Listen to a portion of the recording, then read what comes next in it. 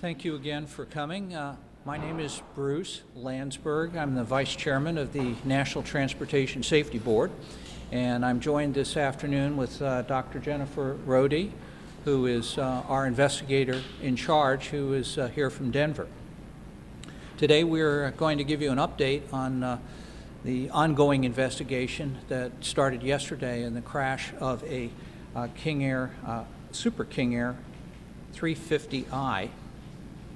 And we have a picture of it here. This is an exemplar aircraft. Maximum seating capacity is 11 seats. We know from our investigation so far that there were 10 people on board, so pretty much a full load. Speed on the aircraft, maximum speed 312 knots. The takeoff distance under what they consider standard conditions is 3,300 feet. That means the aircraft is fully loaded, and that's done at sea level and at what we call standard temperature, which is 59 degrees. That's not how it usually is here in Dallas in the summertime, so the takeoff distance is going to be a bit longer. The maximum range on the aircraft is about 1,800 miles, and what I put on the bottom there is the distance from Addison to St. Petersburg, which is where the flight was filed to, is approximately 800 nautical miles if you go directly. Air traffic control never lets you go directly, but that kind of gives you a bit of an idea.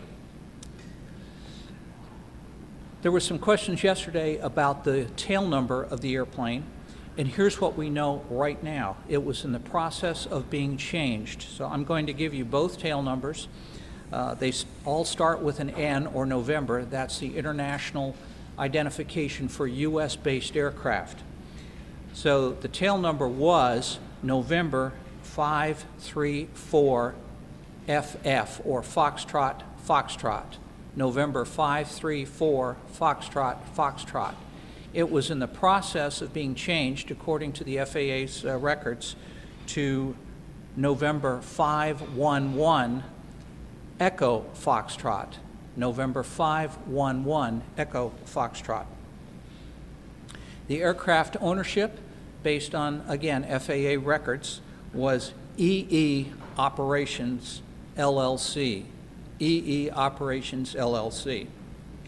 At this point, it looks as if the flight was considered Part 91, which is personal flight. That means that you're not allowed to charge for passengers on board.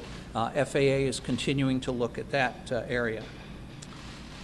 Last night, around 10:30, our team recovered the cockpit voice recorder, and it is being downloaded now in the Washington, D.C. laboratory of the NTSB. We don't know exactly what's on the recorder, but what the recorders do, the CVR as we refer to them, will capture external communications on the aircraft between the crew and air traffic control, and of particular interest to us is the internal cockpit conversation between the pilot and the co-pilot. So we don't know exactly what's on that, but we'll hope to have an update on that possibly by tomorrow. The other thing we may be able to get out of, and I stress may, is that there may be some background noise that is picked up by the CVR, which will give us a little better idea of what's going on with the airplane itself. We've gotten some interviews so far, I think 2 interviews, and we have of witnesses, and we expect to have some more coming forward. Dr. Rohde, could you tell us a little bit about the structure situation? Absolutely. The team was able to identify through the support of our drone team that all 4 corners of the airplane arrived at the accident scene. What that means is the external right wing, the external left wing, the tail feathers or the empennage of the airplane, and the nose of the airplane.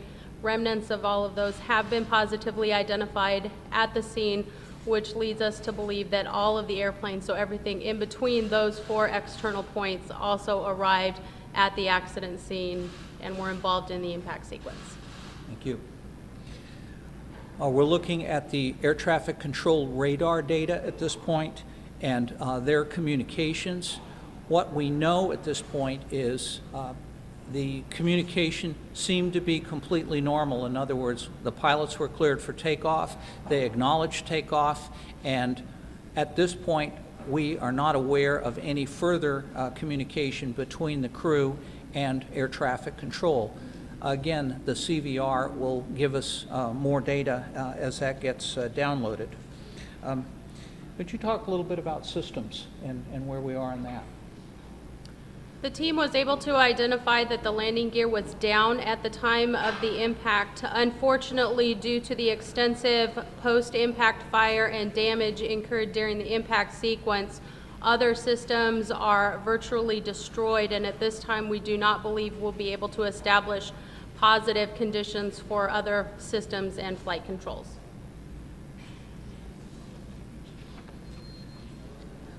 The FAA is now working on looking for the maintenance records of the aircraft. Anytime there's any maintenance done on an airplane, it will be documented by a certificated mechanic. These airplanes are required to undergo an annual inspection. This airplane is about 2 years old, so it would have gone through at least 2 annual inspections at this point. Any modifications that were made to the aircraft will also be documented. The FAA is also looking at the pilot records as we speak, and will look at their certification and any training that they have had. As we mentioned yesterday, this aircraft requires a type rating, which means that the pilots must have specific training in the King Air 350. It's a single pilot aircraft, so it can be flown by just one pilot. We know that there were 2 crew members on board. Anything more you want to say about drones? So we had a drone team on scene today that was able to document the external and internal damage to the hangar that was impacted during the accident sequence, in addition to doing aerial documentation of the wreckage both inside and outside of the hangar. This morning we had an organizational meeting to establish the parties of the investigation. So these are the people who have the technical background, frequently the manufacturer, to give us more detail about the aircraft itself. They do not assist in the analysis part or in the determination of probable cause. They only help us to determine what was going on with that particular part of the airplane. So the parties to the investigation include the FAA, as I've already mentioned, Textron Aviation, who was the manufacturer of the airplane, Hartzell Propeller, who made the propellers, the National Air Traffic Controllers Association, and Pratt & Whitney, Canada, who made the engines. Dr. Rohde, would you tell us a little more about Pratt & Whitney? The Pratt & Whitney engines are manufactured in Canada through ICAO Annex 13. The Transportation Safety Board of Canada is an accredited representative to our investigation, and Pratt & Whitney Canada works through the Transportation Safety Board of Canada as a technical liaison to our investigation. We've got some photos now we'd like to share with you, and these will be released at about 4:30 Central Daylight Time on www.ntsb.gov. So let's go through a couple of those. Here you see a drone shot of the hangar, and you can see the runway in the background. This is the parallel taxiway here. The aircraft was taking off in this direction, and from what we can tell, veered off the runway and was in the process of rolling when it struck the hangar. So we're looking out this way. The aircraft entered here and exited down here, which is where the fuselage was. Anything to add? No. Okay. This is the looking in the other direction now. So this is looking from the runway, and this is where the aircraft entered into the hangar. And you can see some debris on the top of the hangar, which we will at some point need to recover. It's not safe to go up there right now. This is a view inside the hangar, looking from the front. We have a Falcon 50 jet we mentioned last evening that was heavily damaged by the fire, and there was a helicopter which is not shown. The entry point, again, here, and the aircraft caught fire somewhere along in here and then exited out the back of the hangar area. The hangar was equipped with a sprinkler system which helped to suppress the fire. I'll now take your questions. Please raise your hand. I'll call on you, and then give us your affiliation and your name, and we'll go from there. Yes, ma'am. NBC5, if you guys recovered a voice recorder, is that the same thing as a black box? If not, was a black box equipped in this plane, and was that recovered? Did we recover a black box, and is it a voice recorder or is it something else? This is a cockpit voice recorder. This particular one is encased in a black box, so you could call it a black box. Most of them are orange, but this only records voice. It does not record the flight characteristics of the aircraft. This airplane was not equipped with a flight data recorder. Sir. So, Jake Weber, the Associated Press. Is the NTSB looking at seeing similarities between this crash and the June 21st crash of the Beechcraft in the air soon after takeoff in Honolulu? Is the NTSB looking at similarities between this crash and the King Air crash in Honolulu? I don't think we're in the position quite yet to do that. They are different types of aircraft, and we take each accident on its own. Obviously, at some point there might be a further analysis of various makes and models, but these are two completely different models. Dr. Rohde, do you have anything more to add on that? Okay. Yes, ma'am. Candace, NBC5. So to be clear, the aircraft did not make it off the ground. It never made it off the ground? The information we have in the video that we saw was that the airplane was airborne. So the airplane had gotten airborne and then veered to the left of the runway and then started to roll to the left. And it was in the process of rolling when it collided with the hangar. Yes, sir. So did the plane roll upside down when it made impact into the hangar? That's one question. And how much of a factor is the weight of the plane and the weight of the fuel and the passengers? Might there have been too much luggage on this plane? Okay. Did the aircraft roll completely upside down, and is weight considered a factor? I think we're going to have to study a little bit more about exactly what the angle of the aircraft was. We have just a preliminary video. Dr. Rohde, you want to talk a little bit more about that, or do you have? Yep.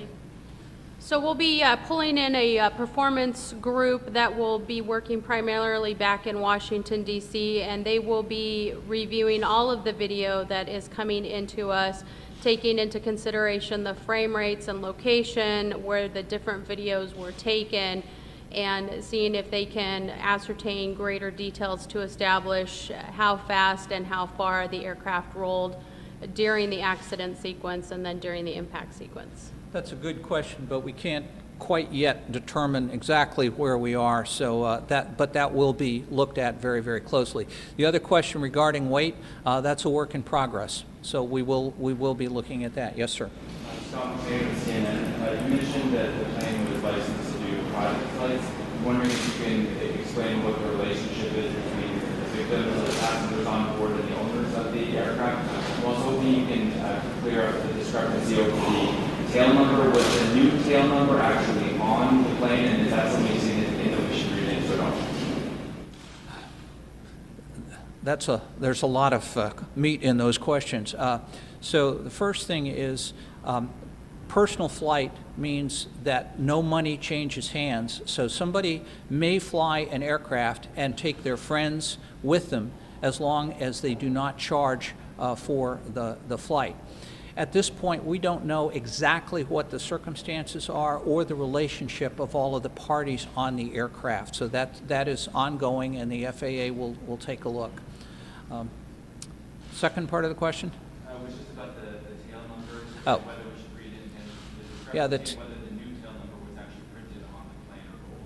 I can't answer at this time whether the new tail number was on. The FAA had registration information that said that the aircraft was registered under the new tail number, which I provided to you. Whether it was actually on the aircraft, I don't know. Yes, sir. David, so I'm the pilot who was out here and saw the whole thing yesterday. It didn't just roll. It made a low turn. It wasn't making power like a King Air should.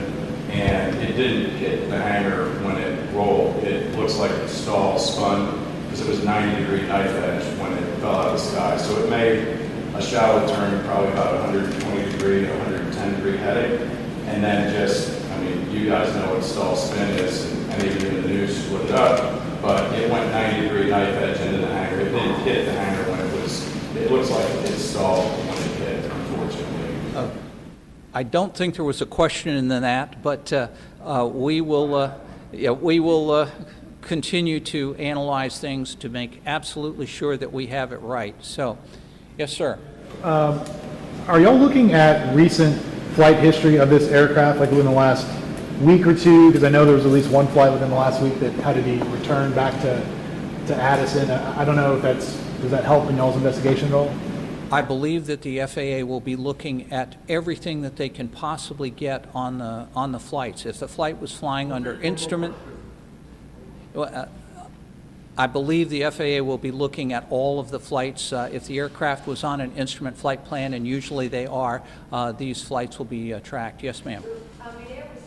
Just to follow up on the weight situation, this plane was fully loaded and it was a private plane. Who's in charge of making sure that these planes are within weight regulation? Who's in charge of being sure that the aircraft is properly loaded? That belongs to the pilot in command of the aircraft. So the pilot is responsible for making sure that the aircraft is properly loaded. Yes, sir. Sir, there were 4 members of the same family who were tragically killed in this flight. Could you provide a little more detail on what what their destination was, and where they were going? And also, did all the passengers know each other and did not? Okay, the question was the flight plan and the relationship of the passengers. We know that the aircraft had an instrument flight plan on file from Addison Airport to St. Petersburg. That's Papa India Echo is the identifier.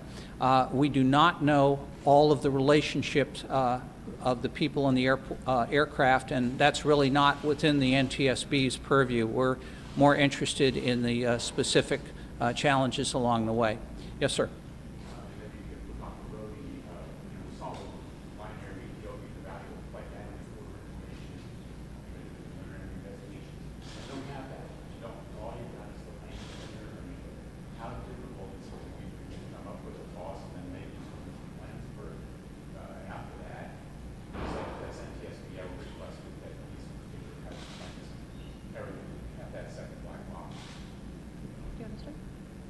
Yeah, I think so. You want to repeat the question?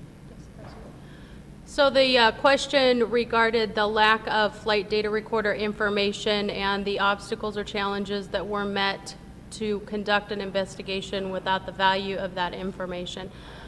It certainly adds a different aspect to it. While we do not have that information, we can go the long way around through long math performance calculations, witness scars, frame rates off of videos to ascertain what the performance of the aircraft was, radar data, which can also be extremely valuable in establishing what the performance of the aircraft is. So while it does not provide us direct answers, it does not completely close the door as to what our options are as we move forward. When do you expect to know the cause of the crash? Sir, stand by. The other, to follow up on your second question, for Part 135 or charter operations, the NTSB has made a recommendation that they have flight data recorders on board. Since this was not as we know, up to this point, a charter operation. They are not required for people flying their personal aircraft. And as Dr. Rohde has mentioned, it does make it much easier for us to do this, to analyze the accidents. But NTSB has been doing accident analysis for a very long time, and usually we can get pretty close. I'll take 2 more questions. Yes, sir. Can you describe, I think yesterday you mentioned that you have 3 pieces of video. Can you just describe what those are and what they show? And secondly, the medical examiner's office is referring questions about the victims to the NTSB. I'm just wondering when we'll get the names and ages of the victims. I'm going to let you answer that.